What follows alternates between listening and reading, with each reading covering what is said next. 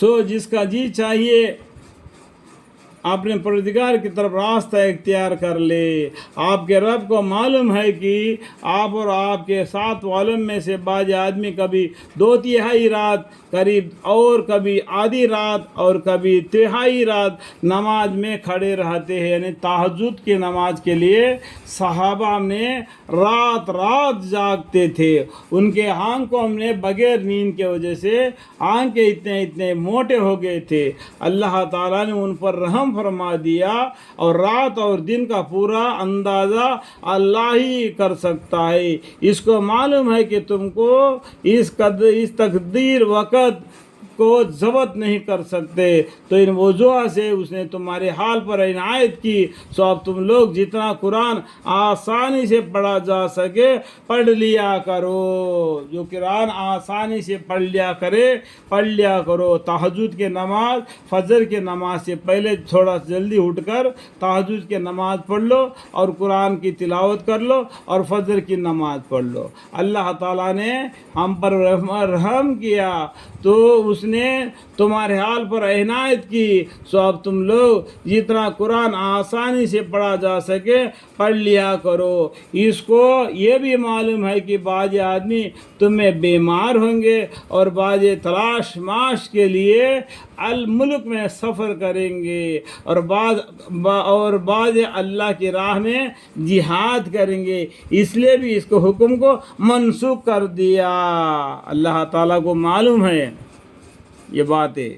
سو اس واسطے بھی تم کو اجازت ہے کہ اب تم لوگ جتنا قرآن آسانی سے پڑھا جا سکے پڑھ لیا کرو، نماز فرض کی پابندی رکھو اور زکوٰۃ دیتے رہو۔ دیکھو قرآن میں کہیں بھی ہو نماز کا بارے میں آ گیا تو ساتھ ہی زکوٰۃ کے بارے میں آتا ہے، واقعی میں سراتا واتو الزکاۃ، لیکن ایک جگہ پر اولی زکوٰۃ کے بارے میں آتا ہے، یعنی نماز زکوٰۃ ایک حرف زیادہ ہے قرآن میں زکوٰۃ کے بارے میں، ٹھیک ہے۔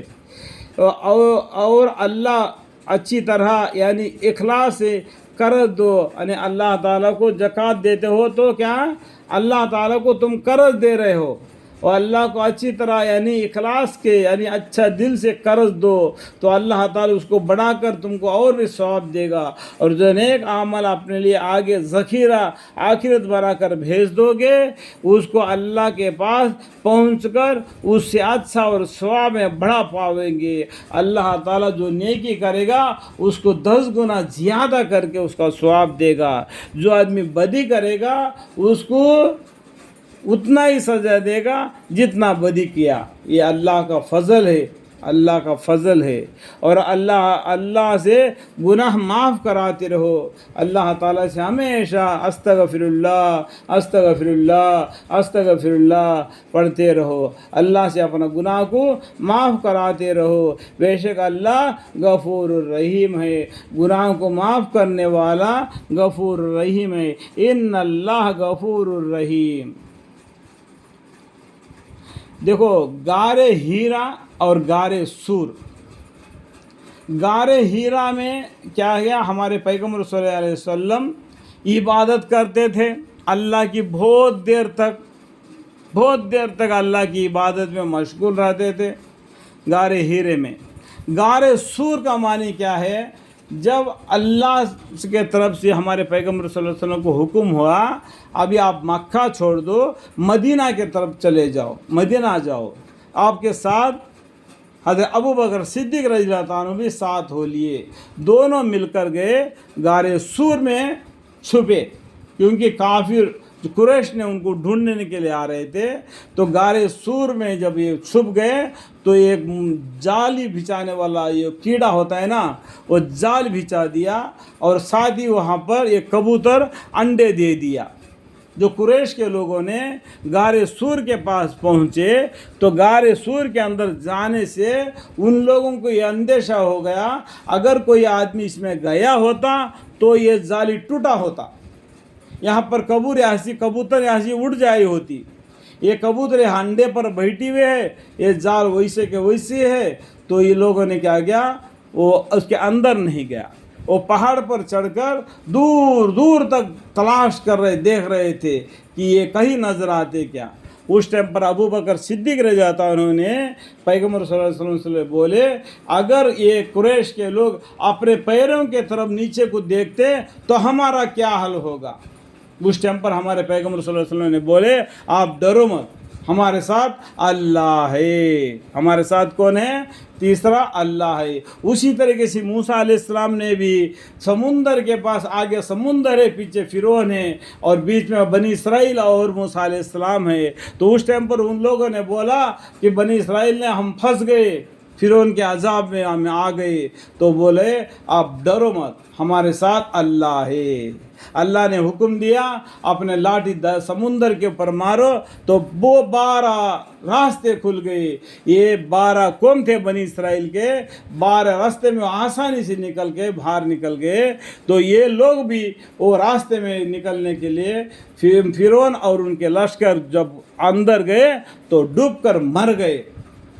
तो कहने का मतलब क्या है कि गारे सूर में ये हमारे पैगम्बर सल्लल्लाहु अलैहि वसल्लम अबू बकर सिद्दीक रह जाता, उन्होंने जब मक्का से मदीना जाते वक्त तो बीच में छुपे थे, गारे सूर है। वो गारे हीरा क्या है, जहाँ पर अल्लाह की इबादत करते थे, वहीं से आपको कुरान नाजिल हो गया। यहाँ पर क्या आ गया, सबसे पहला क्या बोलते हैं, या अय्युल मुज़्ज़म्मिल और इक़रा बिस्मि रब्बिकल्लज़ी खलक़। लेकिन बहुत से उलमा का ये कौल है कि सबसे पहले आयत इक़रा बिस्मि रब्बिकल्लज़ी नाजिल हुआ। तो बुज़ुर्गों ने जो बात किया उसका पर हमने मानना चाहिए। दीन के अंदर फुट नहीं डालना कि नहीं पहले ये आए थे, ये नहीं कहना। क्योंकि गारे हीरे में हमारे पैगम्बर सल्लल्लाहु अलैहि वसल्लम रहते थे। या अय्युल मुज़्ज़म्मिल कुम इल्ला क़लीलन निस्फ़हु अव इंक़ुस मिन्हु क़लीलन अव ज़िद अलैहि वरत्तिल क़ुरान तरतीला, ये आयत नाजिल होगी। तो उलमा का ये राय है कि सबसे पहला इक़रा बिस्मि रब्बिकल्लज़ी खलक़ खलक़ल इंसान मिन अलक़, वो आयत नाजिल हुई। तो बेशक कैसा भी हो, हमको उलमा की बात पर ईमान लाना अच्छा है, ताकि हम सब मिलकर एक अल्लाह को मानने वाले बने और अपने दीन के अंदर फूट ना पैदा करें। अल्लाह ताला यहाँ तक कि मेरे बयान के दरमियान में जो भी गलती कोताया हो गए तो मुझे माफ़ फरमाए। वक़ुल रब्बि ज़िदनी इल्मा वक़ुल रब्बि ज़िदनी इल्मा वक़ुल रब्बि ज़िदनी इल्मा। क़ाल रब्बि इश्रह ली सदरी वयस्सिर ली अमरी वाहलुल उक़दतम मिन लिसानी यफ़क़हू क़ौली। आमीन।